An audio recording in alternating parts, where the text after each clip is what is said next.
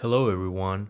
Today we're going to be talking about nihilism, but first I want to thank all the people that decided to watch my last video and the new subscribers to the channel. And alright, let's begin. So my main reason to approach this subject is because I've seen a huge misunderstanding in what many thinkers see as a flaw of secularism in society. This flaw is the risk of existential nihilism caused by the loss of objective morality, which has been traditionally grounded in religion. Our good friend Nietzsche, for example, proposed the concept of the Übermensch as an alternative to the moral vacuum, but to many, the burden of having to derive your values yourself from your own experience, consciousness, and empirical knowledge seems to be unrealistic. Thus, the tendency has been to ground religious dogma as the well from where the masses find meaning, morality, and aim in their lives. This is why Sam Harris tries so hard to form a moral system rooted in objective truth. He's trying to create a moral system in which society can let go of religious doctrine while keeping the claim of objective values. But the demagogues are right about one thing. We need a universal conception of human values. Now, what stands in the way of this? Well, one thing to notice is that we do something different when talking about morality, especially secular, academic, scientist types. When talking about morality, we value differences of opinion in a way that we don't in any other area of our lives. So, for instance, the problem with his approach is simple. Values are subjective, and no matter how much he desires them not to be, he won't be able to push that moral system forward. Sam is just as afraid of subjectivity as religious people are. They see the problem of opening doors to nihilism, but personally, I think that as soon as we stop running away from subjectivity, we can start being more pragmatic in our approach to life. So today I will try to put forward my reasons of why I think nihilism is often misinterpreted. I'm going to use William Lane Craig to illustrate the religious perspective in this issue. In his video titled, The Absurdity of Life Without God, he gives us the following arguments. Number 1. In the name of progress, man has tried to answer existential questions without reference to God. But the answers have been dark because the lack of meaning in secular answers to the questions. Number 2. If God does not exist, life is ultimately absurd because life without God has no meaning, value, or purpose. Number 3. If everything, including the universe, is finite, there is no point in influencing any events. Number 4. If life ends in the grave, your values are just a matter of personal taste. Therefore, it is the same to live as Mother Teresa or Stalin. Number 5. When values are detached from a higher power, you cannot condemn war, oppression, and crime as evil acts. Thus, to kill someone or to love someone is morally equivalent. Number 6. To accept mortality is to accept the lack of meaning in life. So at the end of the video, he uses such to further his point about the absurdity of life without God. Faced with an atheistic worldview, the philosopher Jean-Paul Sartre realized that life is absurd. In his play, No Exit, he tragically portrayed the life of man as hell. The final words of the play might serve as an atheistic mantra. Well, let's get on with it. He forgets to mention, of course, that Sartre didn't see the absurdity of life as something inherently negative, but the result of overwhelming freedoms. Anyway, I will use Camus to approach William's arguments number 1, 2, 3, and 6. And William is partially correct about a couple things here. I agree that without the assumption of objective morality, in this case, claiming the objectivity derived from divine ethics, we open the doors to nihilism. I too agree that once we internalize the notion of nothingness after life, we are confronted by the absurd.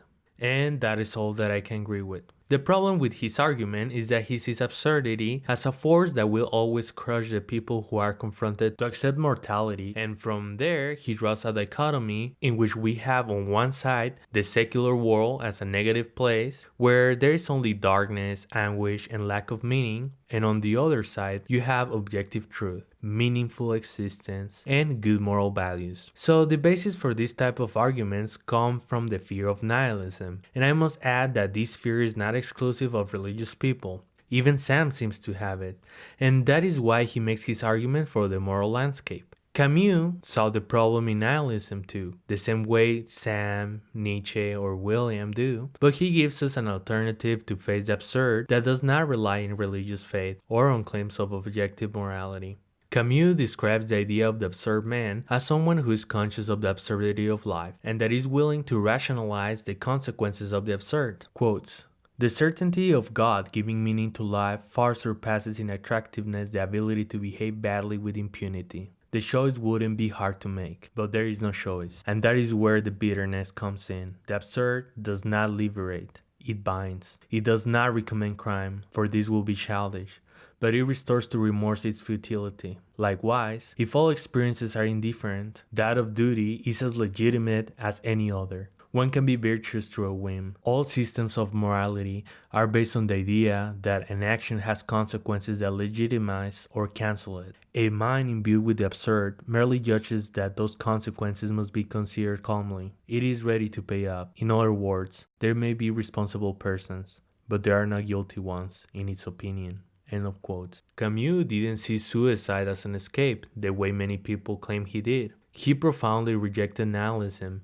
and to him, nihilism was not the last logical step of the absurdity of life. It was the point from where one overcame oneself, and in the same way Nietzsche didn't stop thinking about a better future after he came across the nihilistic viewpoint, and instead he proposed the avalanche. The same way Camus didn't stop in nihilism. He internalizes the absurdity of life and overcomes it to draw from absurdity his revolt, his freedom, and his passion. I find Camus a fascinating thinker because he shows us that staring at the nothingness and overcoming the fear that follows gives us a better understanding of reality. Quotes, "Happiness and the absurd are two sons of the same earth. They are inseparable. It would be a mistake to say that happiness necessarily springs from the absurd discovery. It happens as well that the feeling of the absurd springs from happiness." End of quotes. When Sisyphus is condemned to his eternal punishment for playing the gods and has to live the eternal return to the hill and the rock, Camus tells us, quotes, "I leave Sisyphus at the front of the mountain. One always finds one's burden again.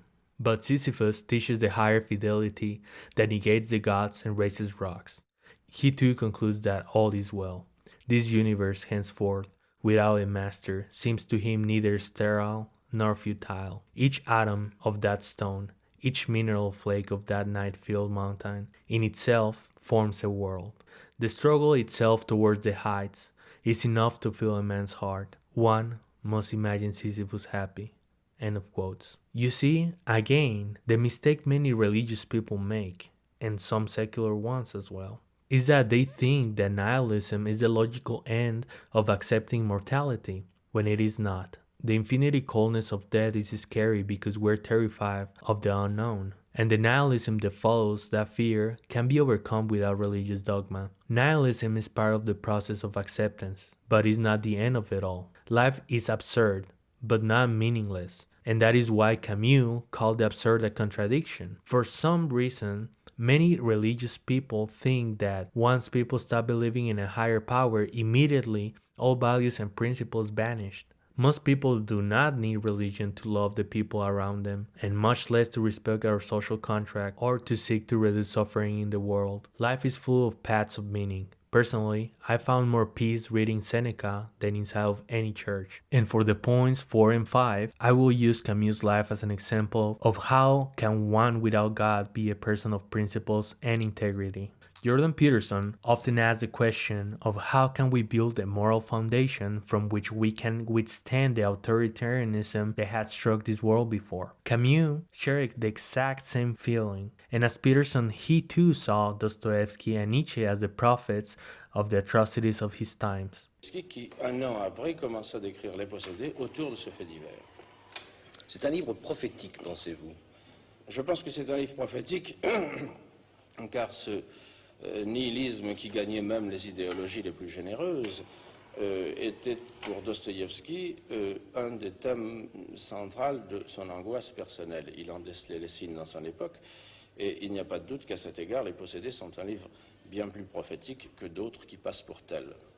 The big difference between these two is that Camus actually got to live and die throughout these world conflicts. He actually was confronted by the ideologies of totalitarian regimes, and not just by the ideas of progressive college students. During the war, Camus joined the French resistance cell Combat, which published an underground newspaper of the same name. This group worked against the Nazis. Camus understood that the absurd as a sentiment could be ignored in order to live a life of principles, and believing in what Nietzsche claimed, that a philosopher to deserve our respect must preach by example, he always opposed injustice and oppression whenever he saw it. Because, even if subjective, his morality was informed by what was best for human existence. He didn't follow blindly the ideologies of his contemporaries, thus gaining the disgust of even his friend Jean-Paul Sartre. He let his critiques of nihilism be known to everyone in his essay The Rebel, and to the dislike of many, he condemned violence as means to revolution, and he opted for freedom instead of forced communism. In letter to a German friend, he wrote, quote, "You never believe in the meaning of this world,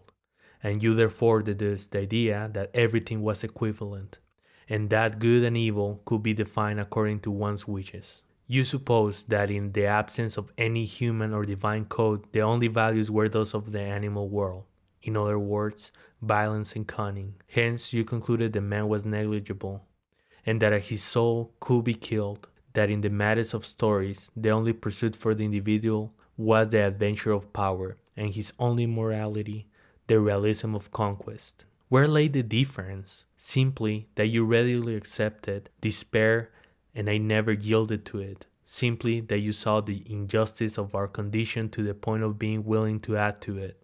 Whereas it seemed to me that man must exalt justice in order to fight against eternal injustice, create happiness in order to protest against the universe of unhappiness.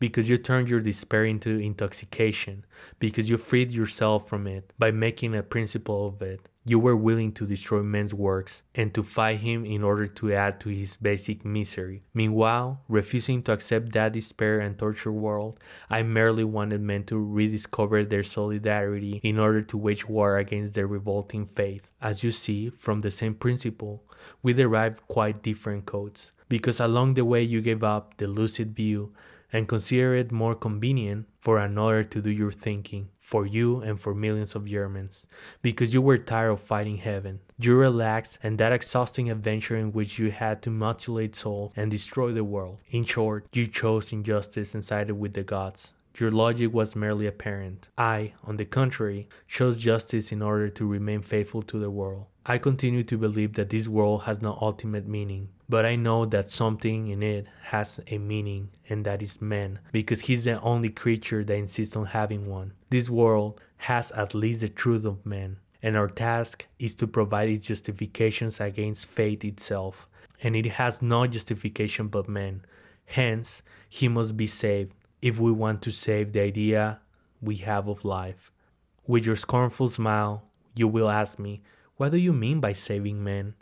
And with all my being, I shout to you that I mean not mutilating him, and yet giving a chance to the justice that man alone can conceive.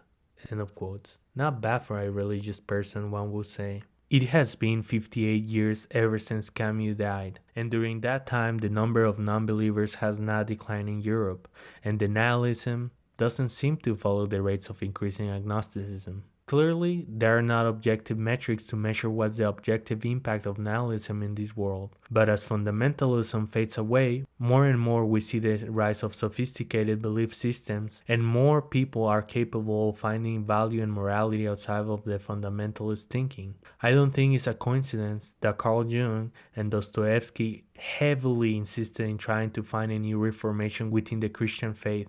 Jung clearly stated his criticisms of state-like religion and the problem with fundamentalist thinking, and many evangelicals of his time disliked him because of it. Many still do to this day. The truth hurts sometimes, but he was right in his analysis, and now more than ever, fundamentalism seems to be in a big decline. Dostoevsky, too, took the time to criticize the strict dogmatic views of the Orthodox Church. Jung insisted in defending religion, but his definition of religion was quite arbitrary. He saw what most people define as fundamental traditional religions as creeds, and the more sophisticated approach to the scriptures as true religion. The fundamentalists are right to fear nihilism. It is indeed detrimental to humanity, but religious dogma does not offer a reasonable alternative. It's no coincidence that the more intellectual proponents of religion have to make religious texts more and more abstract. They want to hold on to the narrative by offering a less literary interpretation of the text. But most denominations do not agree with these intellectual attempts to reform their dogma, and thus overall religious faith is in decline. Camus found meaning by grounding his values in freedom and revolt. Ayn Rand found it by what she saw as the objective selfishness. Jean-Jacques Rousseau found value in the social contract. People find value and meaning in their lives every single day without holding on to fundamentalist ideals. And we're doing fine compared to any other time in history. Nietzsche found God dead. Nazi and communist totalitarianism rised and died, and God is still no more alive than he was back then. Those are the facts, and if people are honest about their fears, they should know that totalitarianism is defeated in the pragmatic realm, not in the realm of the philosophical abstractions. The ideologies that have led to tyranny are easy to spot, but they're often ignored because we're too busy debating the is-ought argument. Clearly, we can do both, engage in philosophical debates and confront toxic ideas, and I invite everyone to do exactly that.